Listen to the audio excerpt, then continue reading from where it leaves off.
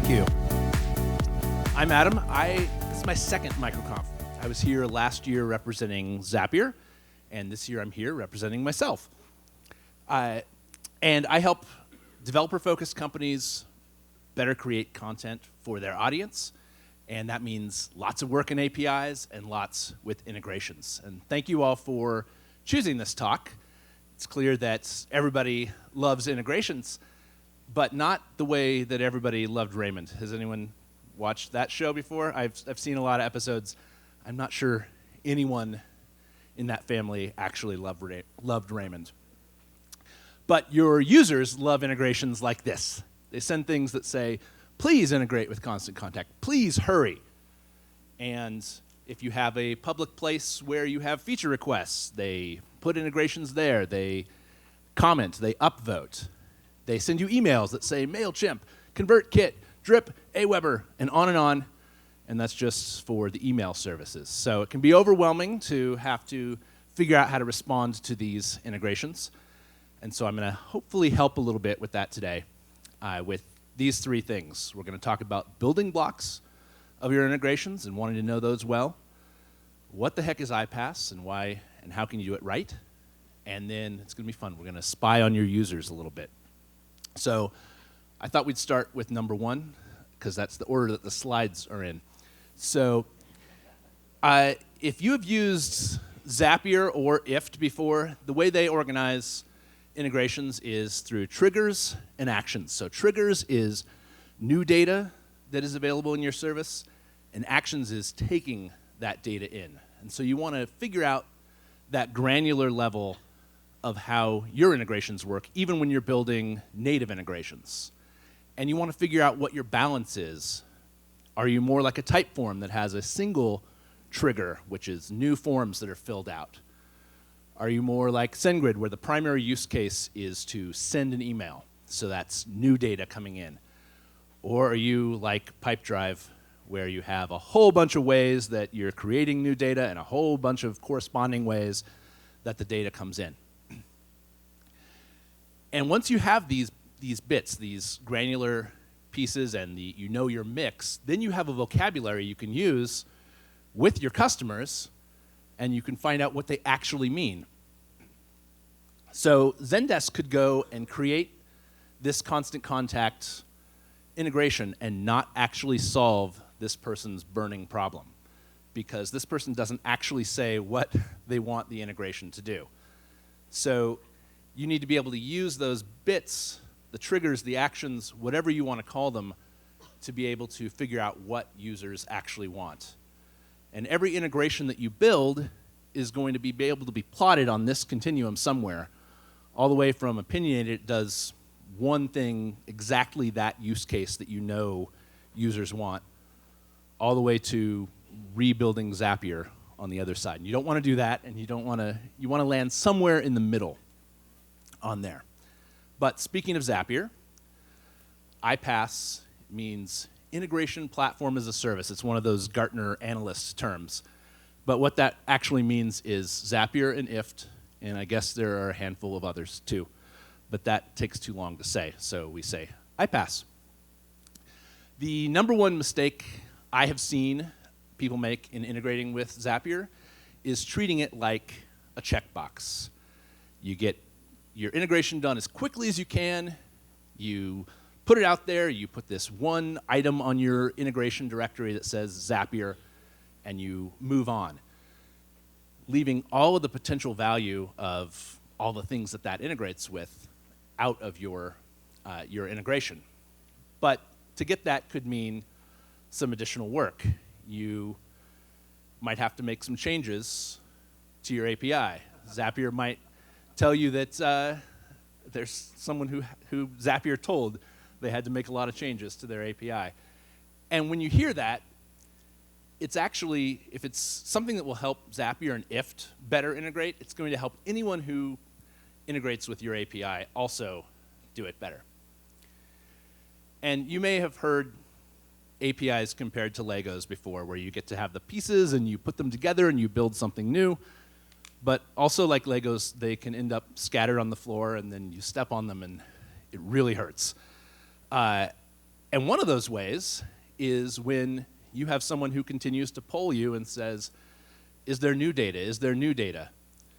And so, of course, we have a solution for that, which is a webhook, which is something that you send whenever there is new data. And this gets a little bit technical, and you can go, there's a post on the Zapier engineering blog that I wrote that goes through the best practices. But the gist is you create an API for your webhook, so those can be created automatically, and then you're able to easily get connected to iPaaSes and anyone else. And this, by the way, is the way Stripe does it, the way a lot of the players do it. So also when you're launching on an iPaaS, you create these templates. On Zapier, it's a Zap template. You have to have 8 to launch. Doki had 10. They went above and beyond. You want to have as many as you possibly can. And I know the MicroConf crowd, not one to do the bare minimum, so add as many of those pieces of flair that you can, because each of those is a use case, and you might connect that use case to a customer. And when you do, and they're able to use an integration, as we've seen from FreshBooks and many others over the years, they become customers, more likely to become customers, more likely to stay customers. So when you do these integrations, a lot of times you'll focus on that top one, launch week. You're out, you've checked the box. But think about the ways that you could use it in an ongoing basis. Your help documents, you could create one for all of the integrations, including the ones that are made possible by the iPaaS. Integrate into your onboarding so that you're always trying to pull users into these use cases that you support through integrations. And then each of those integrations is probably multiple potential blog posts where you write about the problems and you write about how you're able to solve those use cases. So I know a 10-minute talk probably shouldn't have an intermission, but it's MicroConf and I wanted to tell a really bad joke. So, do you know why integrations are so addictive? You get webhooked.